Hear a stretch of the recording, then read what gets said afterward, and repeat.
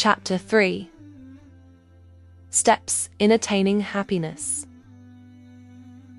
Among the greatest matters people must understand and resolve to act upon is this: every human being, indeed every living creature, seeks provision, comfort, and a good life, and seeks to repel what opposes these.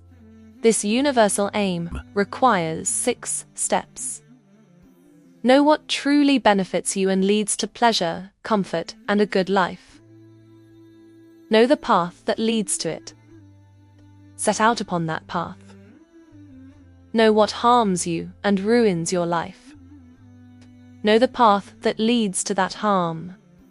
Avoid that harmful path.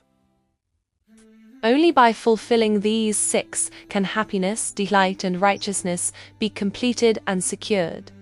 If any are missing, life is diminished. Although every sensible person intends to act on these, most fail, either because they lack correct understanding of the goal, or because they do not know the path to it. The cause of both failures is ignorance. The cure is knowledge. Sometimes a person does know what is beneficial and does know the path, yet his whims and desires block him whenever he wishes to proceed. To overcome this barrier, he needs either a love that outweighs his desire, or an aversion that makes indulgence intolerable. The love that overcomes desire. He loves God, His messenger, peace be upon him, the hereafter, paradise and its blessings, more than he loves his whims, knowing the two cannot be combined.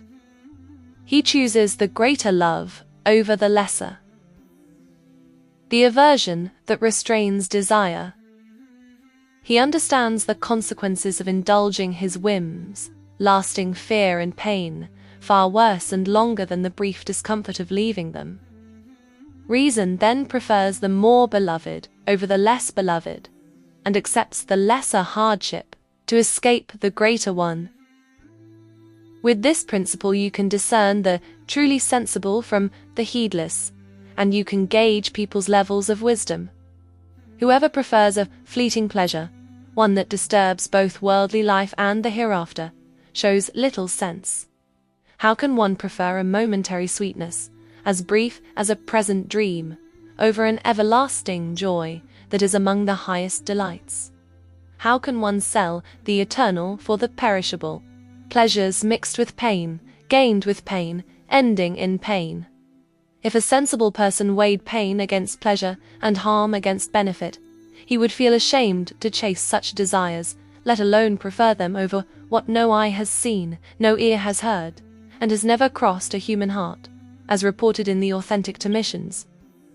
Indeed, God has purchased the lives of the believers in exchange for paradise, and sealed this contract through His messenger, peace be upon him, the best of creation, and the most beloved to God.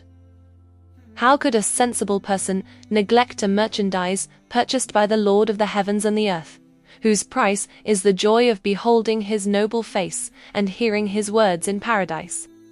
Especially when this contract is witnessed by His messenger. How could one waste such a blessing and settle for a mortal life? This is the greatest loss, which will be exposed on the day of judgment, when the scales of the righteous are heavy, and the scales of the losers